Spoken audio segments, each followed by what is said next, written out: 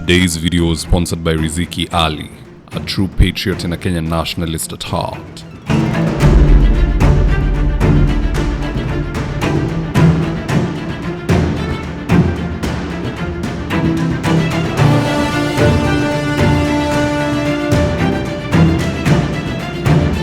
Stand by for debrief in 3, 2, 1. Yesterday, I had Morara roasting Rigiji by linking him to the tenderpreneur corruption. Here's a tip. Sasa kwa nini mnakasirika? Kwa nini hamfurahii nikikagua miradi ya upinzani? Kwa sababu hawa ambao wako upinzani pia waliwahi kuwa mawaziri na wengine waliwahi kuwa naibu wa rais. Je, mnataka nikague miradi ya serikali peke yake? Kwa nini mko na upendeleo? Kama ni ufisadi, ni ufisadi. Whether imefanyika na serikali ama na upinzani, wizi ni wizi. Na hii mali ni mali yenu. Kwa mfano, leo viongozi wamekongamana wakaenda kule Wamunyoro. Mimi nimewaeleza kwa upole tu kwamba wale wote ambao wameenda Wamunyoro watoke nje ya gate.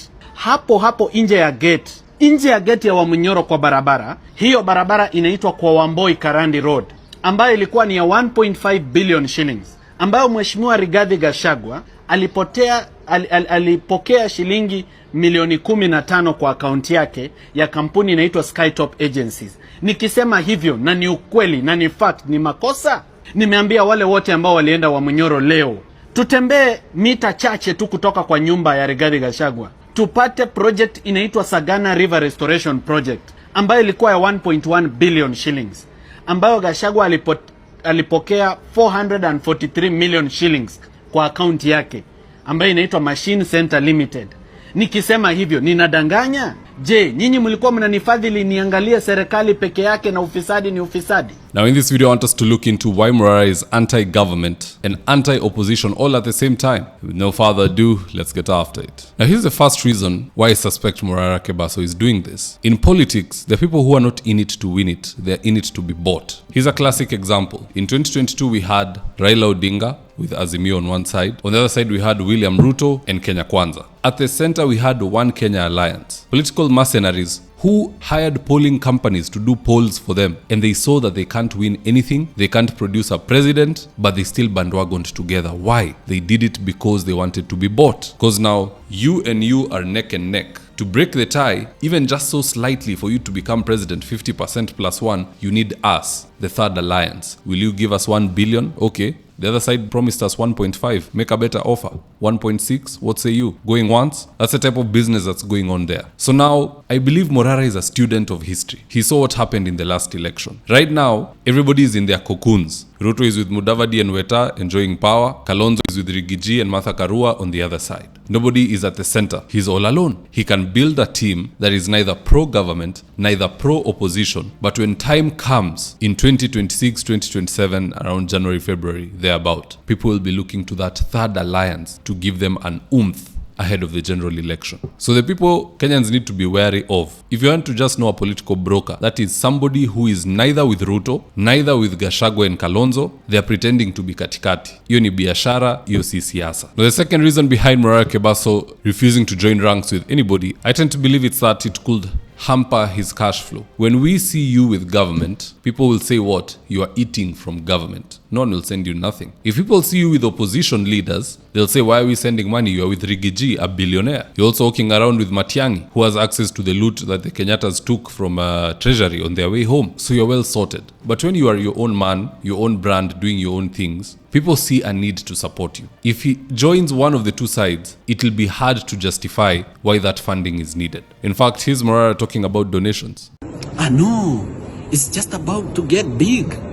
We're just about to raise money like we've never raised before. Tutawacha mambo ya contribution. That is the future. Contribution for campaign financing is the future of politics.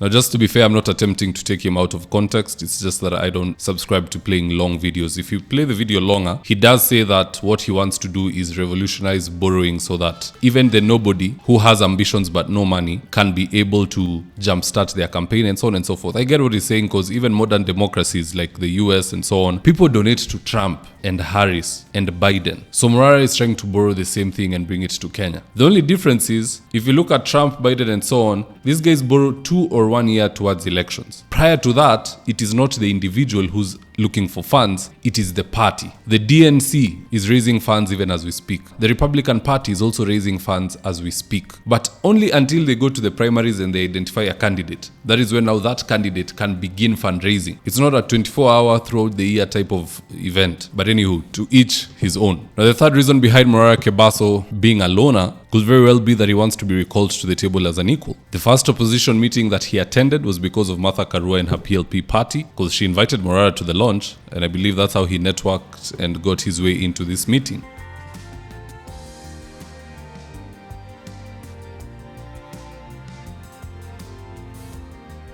Since then, with the addition of Matiang'i and others, they left him out of that meeting. Either he was left out or he refused to go. But if at all they left him out, perhaps this is an outcry. So they can say, okay, look, instead of making noise, just come back. There's a seat somewhere here for you. And the fourth and final reason, because it's always good to give the benefit of a doubt. Let me subscribe to the ideology that Morara is so well brought up and upright that he truly hates corruption and can't stand it, whether it's in opposition or national government. And if that's the case, kudos. If not, the other reasons stand. But at the end of the day, guys, that's just my opinion. Do let me know your own comments in the comment section below, and I'll do my best to read them and to give you a response. And in the event you're here for the first time, please go on and hit the subscribe button. And if you're watching for a different platform, just head on over to YouTube, search for David Wafula, hit the subscribe button. You're going to be getting a ton of content of this nature. If politics is something you're passionate about, this is definitely the one channel that you really, really need to subscribe to.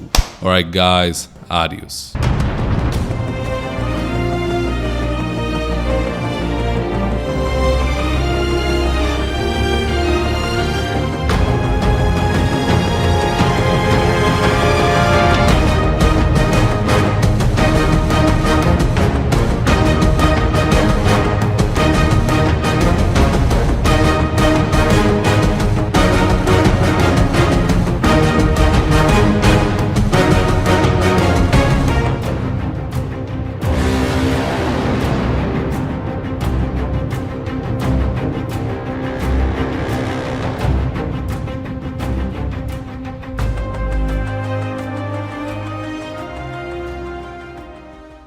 Thank you for choosing David Wafula as your primary news platform.